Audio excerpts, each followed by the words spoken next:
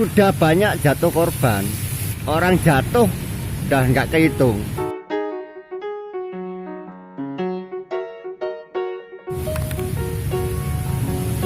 Ini rel di jalan Ayani, perlintasan rel kereta api Ayani di bawah flyover Ayani, Kota Malang. Ini sudah seperti ini, sudah bertahun-tahun. Kalau sudah musim hujan ya seperti ini. Orang jatuh udah nggak kehitung. Saya nggak tahu solusinya seperti yang di Singosari dibikinkan apa bordes atau apa. Tapi intinya sudah banyak jatuh korban. Dan itu kan kita nggak pernah tahu. Setelah jatuh itu hari ini mungkin sehat mereka, setelah sampai di rumah parah atau meninggal kita nggak pernah tahu. Itu secara aturan kita bisa menuntut itu loh, karena ini apa kerusakan jalan istilahnya. Kita ini pengguna jalan, jadi penyelenggara jalan itu wajib membenahi. Sudah nggak kehitung ini korbannya. Dari dulu hanya di aspal itu nggak solusi, karena celah dari aspal itu nggak akan tahan lama. Mudah-mudahan banyak teman yang bisa memberikan apa komen atau masukan. Ini sudah sangat lama ini kasus ini. Perlintasan ini akhirnya menjadi hampir segaris dengan jalan raya karena perluasan.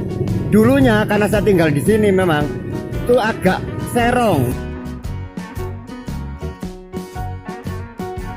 jadi agak memotong. Aslinya bekasnya aspal ada di sebelah kanan jalan, nanti itu ada aspal aslinya. Jadi karena pelebaran jalan akhirnya ini menjadi hampir segaris dengan jalan raya. Itu sangat membahayakan. Sudah nggak kehitung yang jatuh. Kalau menurut saya harus ada bordes dari besi yang membuat celah untuk rodanya kereta api itu tetap utuh. Kalau dari aspal tidak akan lama. Itu buang-buang duit aja dari dulu di aspal lagi, nggak akan lama. Secara teknis saya ngerti lah, tapi saya rasa banyak apa pakar-pakar yang lebih mengerti. Ada solusi untuk ini. Minimal dibuatkan apa petunjuk seperti di Solo itu cara melintas yang benar. Itu sangat fatal kalau di sebelahnya ada mobil, orangnya jatuh ke kanan langsung ketabrak itu. Sangat fatal ini. Sudah bertahun-tahun seperti ini. Saya nggak tahu juga jalan ini nggak diperbaiki karena mungkin takutnya nanti ada penambahan ketebalan jalan, jadinya belum disempurnakan aja sampai sekarang. Tetapi keselamatan manusia itu nomor satu menurut saya, dan kita sebagai pengguna jalan punya hak. Mudah-mudahan ini mendapat perhatian. Saya bukan ahli teknis ya, saya sedikit mengerti lah secara mekanis itu seperti apa orang itu bisa jatuh di perlintasan, karena konstruksi pengapit celah untuk flange roda kereta api itu yang tidak permanen. Celah karena roda rel kereta api itu ada flange, bibirnya yang bagian dalam, dan itu hanya dibatasi dengan aspal ya, tidak akan lama. Celah itulah yang akan membuat orang melintas rel yang lebih tinggi, rel utamanya, akhirnya tergelincir, apalagi posisinya hampir sejajar.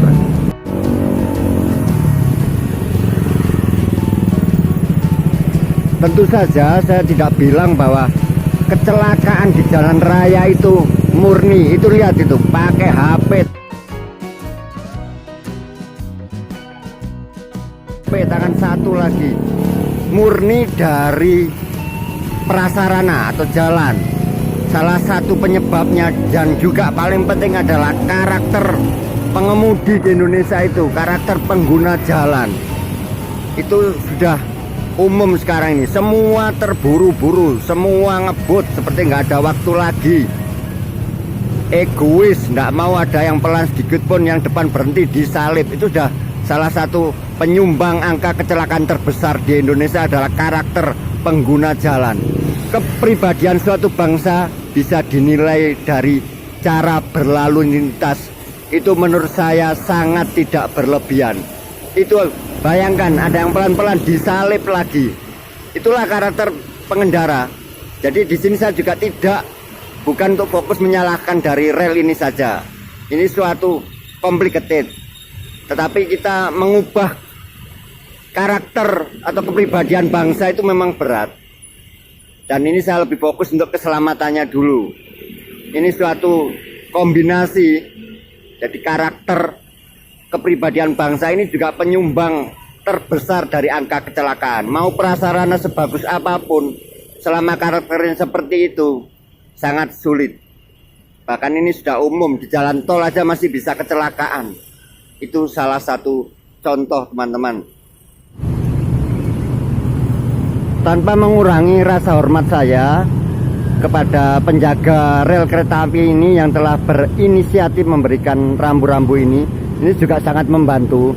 Tetapi kita harus paham karakter pengendara orang Indonesia. Mereka tidak bisa hanya dikasih himbauan itu. Ya harus represif. Ya maksudnya dipaksa dibuatkan jalur atau katakanlah seperti itu. Numpang lewat saja hanya dibaca itu. Masih jatuh, masih tanya dia jatuh itu masih tolah-toleh itu. Kenapa ya saya jatuh itu? Ini lucu juga itu.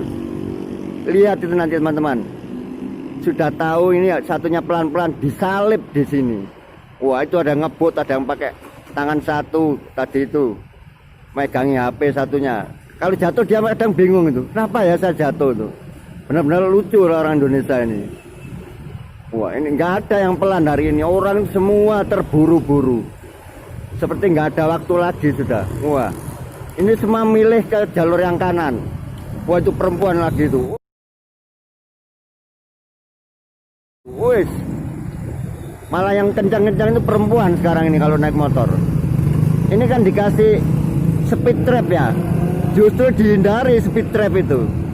Ya, itu semua yang dari arah sana ngambil kanan, yang arah sini juga ngambil kanan, jadi ketemu itu. Sisi yang sebelah utara ini yang paling bahaya. Paling bahaya. Lurus. Inilah yang saya maksud celah relnya itu. Jadi celahnya ini terbuat dari aspal pembatasnya. Memang harus ada celah karena ini untuk flange. Kereta api itu bagian dalamnya ada rodanya, itu ada bibirnya supaya tidak tergelincir. Nah, ini memang harus dikasih celah. Ini kena roda kereta api nih celahnya. Ini jangan dari aspal, nggak akan tahan lama. Seperti yang di mana-mana yang bordes itu dari besi. Ini ketika roda itu melintas ke sini, ini tambah lebar dan ini lebih tinggi, otomatis tergelincir. Itu celahnya itu tinggi sekali itu.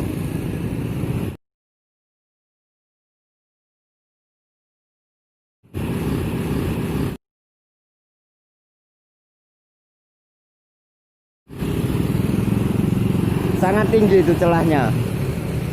Itu masuk roda langsung tergelincir. Pasti kalau ngambil kiri akan tergelincir. Karena udah sejajar ini dengan jalan raya, hampir sejajar. Ini celahnya yang dimaksud teman-teman.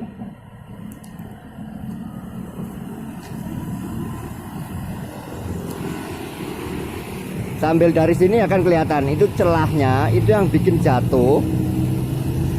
Kalau aspalnya masih baru, dia sejajar atau selevel, setinggi dengan relnya, itu aman. Nah, celah dari aspal kan nggak akan tahan lama gitu loh, kena gesekan roda. Jadi celahnya itu yang dibikin permanen, pembatas celah itu dari besi seperti yang ada di perlintasan kereta api di Singosari. Ini malam hari jadi kurang terlihat, tapi perlintasan ini juga tidak tegak lurus sebenarnya, tapi ya sudah mendekati 90 derajat, aman sekali. Ini yang saya maksud perlintasan kereta api yang di Ahmad Yani tadi di bawah flyover. Kalau dibuat seperti ini, insya Allah aman. Ini adalah bagian dalam dari rel, ini luar. Nah, ini ada di bordes lagi, besi permanen. Inilah yang paling penting teman-teman. Pembatas celah ini yang saya maksud. Pembatas celah ini jangan dari aspal seperti yang tadi. Celah ini akan aman selalu. Jadi flange tadi, flange roda rel kereta api akan lewat sini. Dan ini rata level. Tidak akan mungkin memotong. Dengan level ini roda tidak akan tergelincir. Ini sebenarnya celah bisa dipersempit ini mungkin untuk toleransi. Tetapi selama ini level, kecuali rodanya kecil sekali pasti akan memotongnya ke sini. Insya Allah aman. Ini level ini antara dua sisi kiri, bagian luar dan bagian dalam ini level dengan rel. Tapi itu memang tegak lurus, jadi kemungkinan tidak masalah. Tapi kalau di sini saya kurang tahu teknisnya bagaimana. Yang jelas tentunya lebih pandai, banyak pakar yang lebih pandai dari saya. Saya hanya memberi gambaran seperti itulah penyebab jatuhnya.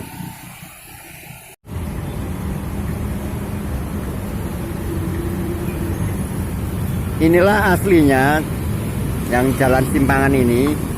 Pas sebelah pohon-pohon itu sampai gerobak sampah itu adalah jalan asli dulunya. Jadi akhirnya agak memotong dengan rel.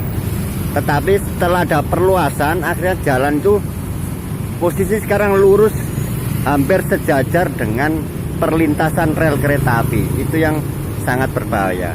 Jadi dari sini dulu ke arah gerobak sampah itu baru belok ke kanan sedikit serong. Itu ada bekas aspalnya dulu.